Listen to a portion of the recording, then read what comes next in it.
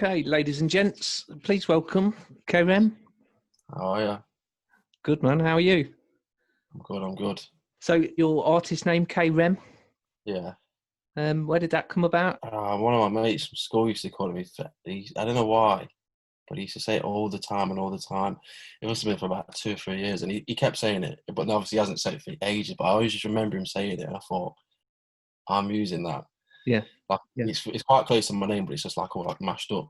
But yeah. it's better than using your actual name. To be fair, there's loads of people that use their name, which is fine. But I thought I'd rather use something a bit different. Yeah, that's where it came from. One of my close mates. Yeah. So you've got new track coming out on 20th of November, Joyride Jack. Yeah, man. Okay, tell us a bit about that, where this track's come from, what it's about.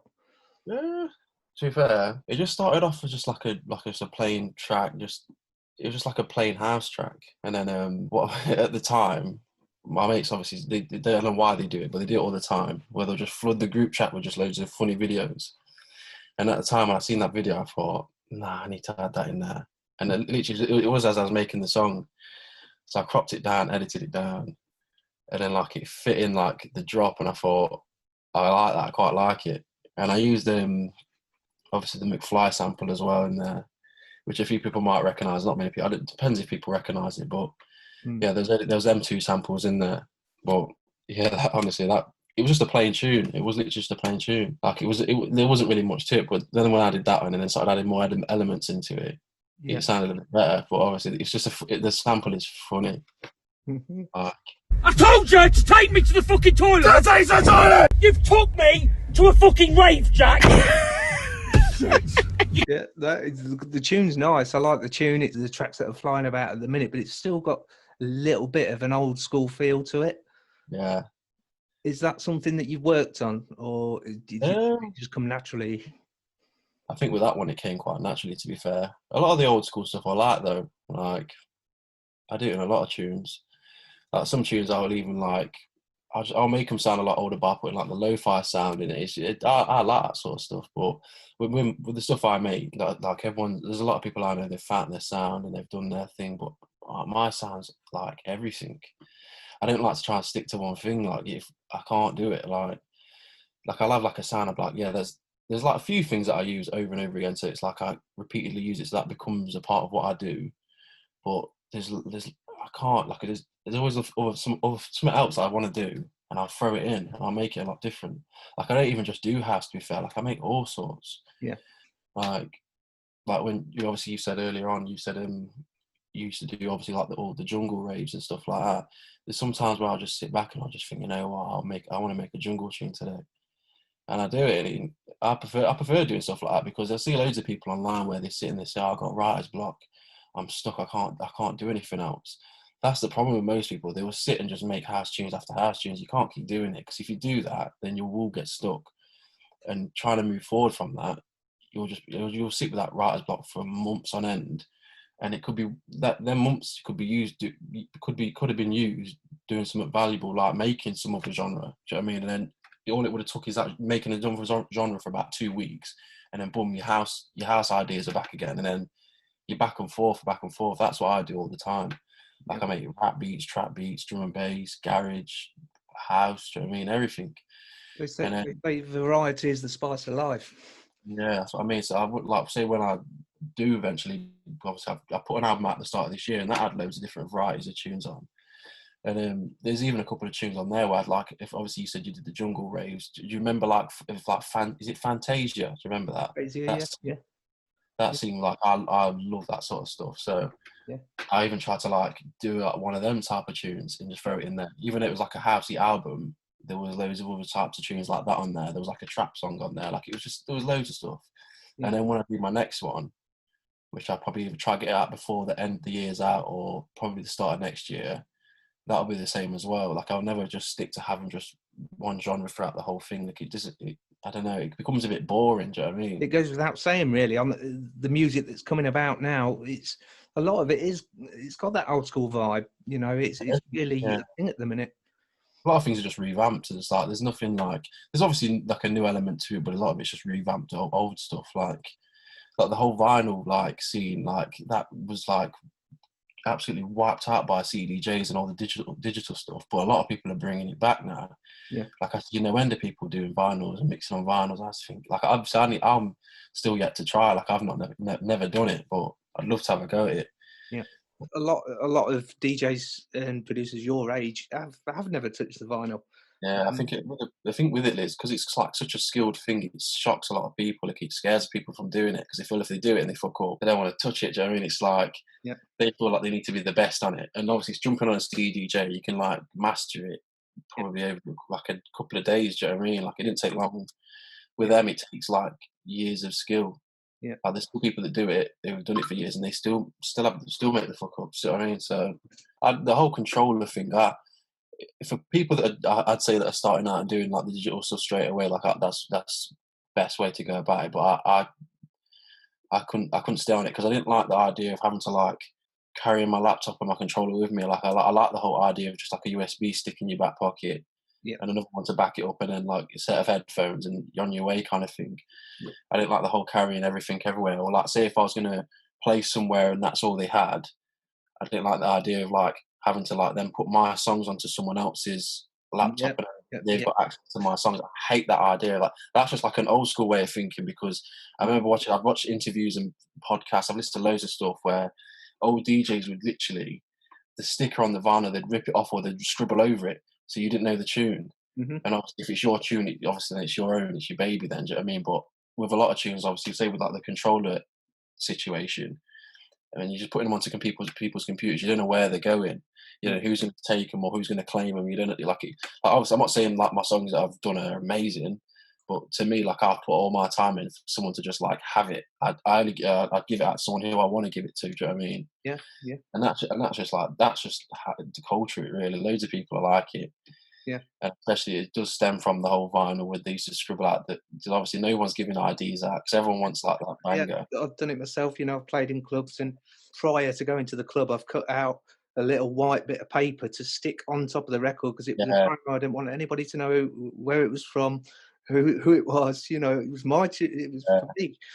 Yeah, so I mean, obviously it's a thing, like, but it's different nowadays because obviously if you got the big tunes that are playing, there's forums, everyone tells you the tune, but they have, like I said, back to the whole controller thing, couldn't do it. Like when people have said to me, "Oh yeah, we're playing an event, but what the equipment we've got set up is that," I'm thinking, it kind of just like puts me off. I feel like, nah, I don't want to do it. Like, apart from Joyride Jack that we're going to listen to shortly anyway, what other projects have you done in the past regards remixing, production, that sort of thing?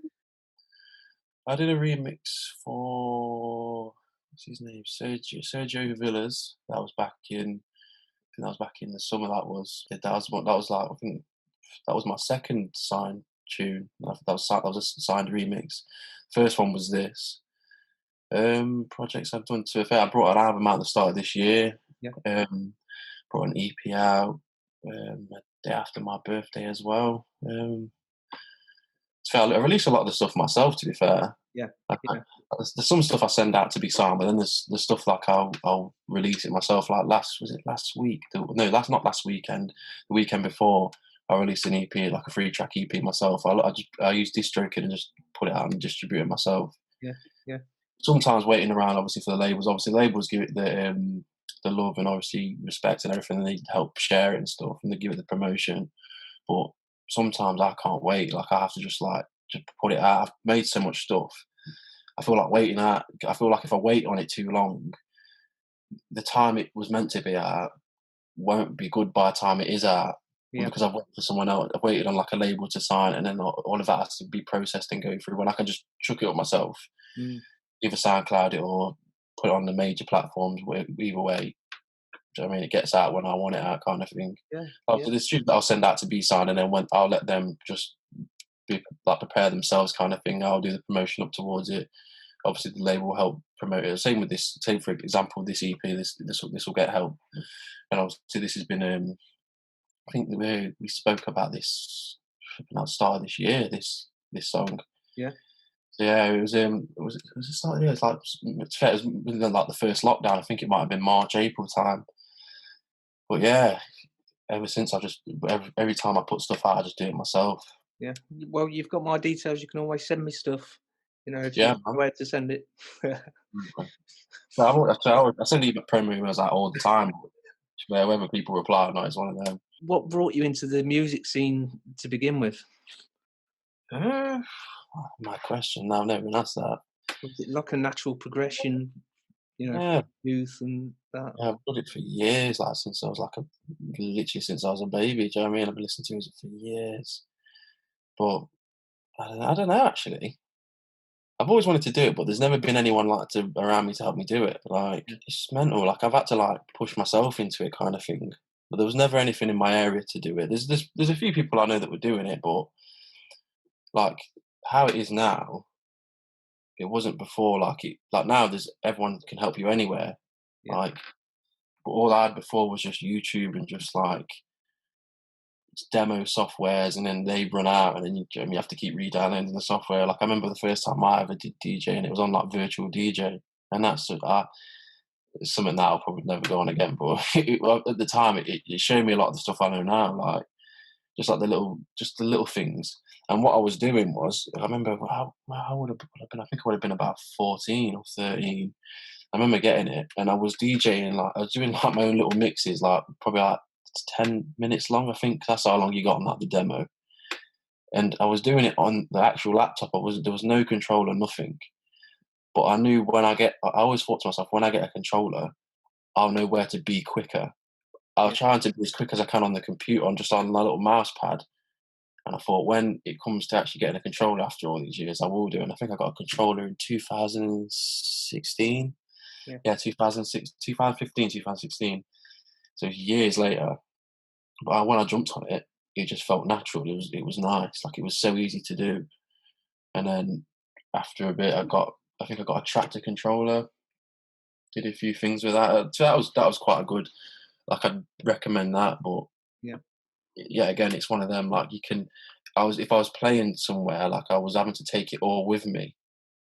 I didn't want to lug my laptop around because it was the laptop I was trying to like produce on as well. So if I break it, everything goes to shit. It's like I've lost Well, everything. You Bible know? gone, isn't it? That's what I mean. So I kind of just like, I prefer everything staying here, and then I'll just leave with a USB stick and my headphones. If my headphones and USB break or anything like that, I can buy another one, or I can buy another pair. Paying for the laptop and the deck again, do you know what I mean? It's money that like not anyone's got lying around. It's like obviously for the laptop you're looking nearly £1,000. Do you know what I mean? The controller, however much you've spent on it, Yeah. depending on what controller you've got, it is long. But yeah, DJing wise, now years now for practice wise. So when I go on it now, like it's all right. Like it's not something I really like. Like there's loads of people that ask me for mixes, and to be fair, my mixer's broken in here. It's got some, I don't know what sort of it, somewhat with the faders, but there's loads of people that ask me for mixes. So I need to get back into that. But producing now, I think I've been doing that since 2017. Yeah. Like I watched loads and loads and loads of YouTube tutorials. I remember meeting an artist called Holy Goof. He was like, you need to he goes, if you're going to get into producing, get on he goes, get on Ableton. And him and this guy called Notion, there's like these like two big bassline artists, and I was heavily into that at the time. I still listen to it now, to be fair. But they goes, get that software. It is good. Like you'll really like it. And I remember downloading it, thinking, yeah, this is all right. This is I'll try it. Obviously, you get like I think you get a 30-day trial with it or something like that. Went on it. It was a grey screen, and I thought, I have no idea what I'm doing on this. It looks so boring. Like it's the most boring looking thing ever. If you don't know anything about it, like now looking at it, I think it looks amazing. Like because I know where everything is. It was boring. I thought, oh man, and I was trying loads of different things, and I thought, why is this nothing's even going right on it? And everyone was like, yeah, try Fruity Loops. Jumped on that, tried a little demo of that, and I couldn't get around it. So I thought, I sat for a good 6 or 7 months, or maybe even a year, even watching tutorials. Like there's like hour-long ones on like masterclasses on YouTube, which are free to watch. I mean, so I thought I'm just going to sit and watch these in my spare time. I literally listened to them to the point I fell asleep. I'd watch Beat the Clock. Is it Beat the Clock? It's something like it's like there's like a channel on YouTube where they'll time producers for like 10 minutes to make a beat as quick as they can. And I've done that to myself before. That's quite a good technique to do. But now, watching loads of videos like that, and then it got to the point where I thought, no, I need to get this software. And what I was doing, I thought, I'm going to buy it. And I think the software is about £900. And my mate was like, no, I've got a copy. Like, have it. I'll sort it. I was thinking, sound. He got it for me. And me and him must have sat down for 6 months straight. I think it was a summer as well. I think it was summer 2017 or 18. And we didn't go out. Like, there was no going town, no drinking. Literally just every day came round and we tried to do something. And like, if I'd never done that then, I'd be nowhere near as like, I don't even think I'm good now, but thinking if I wouldn't even know nowhere near as much as if I'd never done that.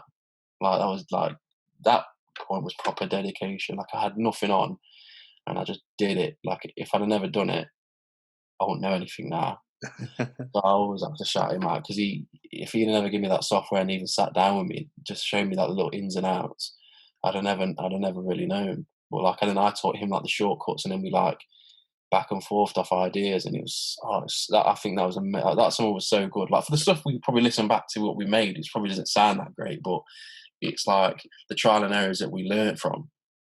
So it definitely does take time. Like, there's some people that think it's going to come straight away. Never. Like, there's sometimes I doubt myself and even want to quit, but it takes time. Like, yeah. Like the stupid hours to go to. Plowing through, haven't you? So you are where you are now by your dedication and your hard work, aren't you? Yeah.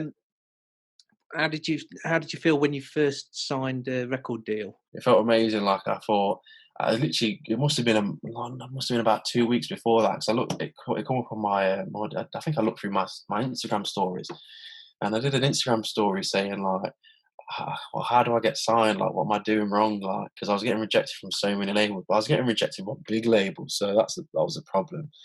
But then when I think back to it now, I think getting rejected from the big labels were actually seeing it. Do you know what I mean? So that's something to like be proud of anyway in yourself. But what I was doing, I was sending like styles that weren't the style to the right label.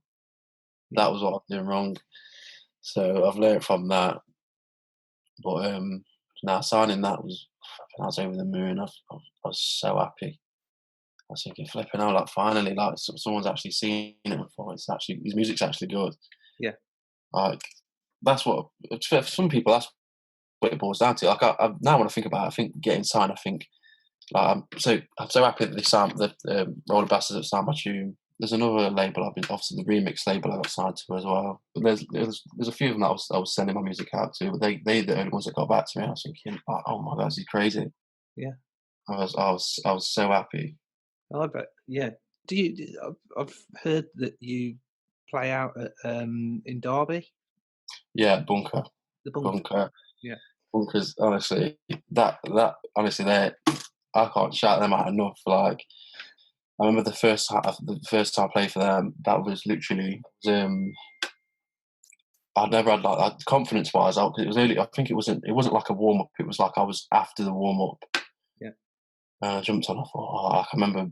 I think I went with my mate and my brother, and I was shitting myself thinking, nah, I'm not ready for this. And I thought, nah, I can't do it. And then I jumped on, and yeah, again, that flowed quite nicely as well. And to be fair, I'm glad that Ash and Guy Shipley put me on. Ash Fern, shout him out every time, and Guy Shipley, honestly, that for anyone that's in our area starting out and they've put them on, it's helped them out massively. Like, there's a lad I know called George. He was on before me that same night, and that's how I know him. And him and his duo Deltec, they're smashing it now. Like, it's just that little boost of like just being put on can actually like take you somewhere. Because I never reckon if I never played that, I probably would have just gone off it a bit. To be fair, I probably would have been like, nah, I haven't played out yet. I haven't really done anything. And after doing that, yeah. So if you hadn't taken that step, yeah, you'd probably gone off and done something else. Yeah, the confidence it gives you afterwards, like, obviously stay humble with it, but obviously it was like a good feeling. Like, you see like a massive crowd of people, and it was like it was your local area. Yeah. And you think, okay, I don't feel I could do this. It's like props to them for actually like smashing that as like a platform and their own little thing that they got going on. Like I can tell they've put a lot of money, time, and effort into that. Like it's a massive thing, and obviously it's a shame about this year because obviously that would have been a massive thing. Like that would have took off. Like it probably could have. Definitely would have gone overseas. I could have definitely seen it being like an actual like brand overseas. Like I could imagine it being like an event in Ibiza. Like they had it smashed out to a T with the artists that they book and everything. So like they've got like quite a close collective of friends who actually are big artists as well. So it's like I say, it's a shame for obviously this year because obviously it would have been a lot bigger. Like it has been. To me it's massive anyway, but for them it would have been a massive step 2020 because it would have been bigger artists, better. Do you know what I mean? Better lineups. The money that they made from the last, they've chucked it in. They've gone further, and then the names are bigger. Yeah. Obviously, the lads who they've got on their side as like residents, their names are growing too. Like it's nuts. So that's it. Like I say, it's a shame. Hopefully, 2021 brings itself back around and they can pull it back out again. It'd be nice to see. Yeah, I think we've all got fingers crossed for that, haven't we? Yeah. Get us back out in them clubs. I know. I can't wait. So much music to play. And obviously, that's another thing. Is like there's so much music's been released but not been played anywhere. Yeah. That's crazy, isn't it? I know. So I've taken up enough of your time. So the only thing that's left for you to do is introduce your track for me. Right. So, Joyride Jack. Honestly, it's a good song, but it's a silly song. But I love it. I just love it. I want everyone to just hear the sample. Like, the sample's just amazing. But yeah. A lot of respect for you, mate. Thank you for joining me. Thanks for giving up your time. Cheers, man. Thanks for having me.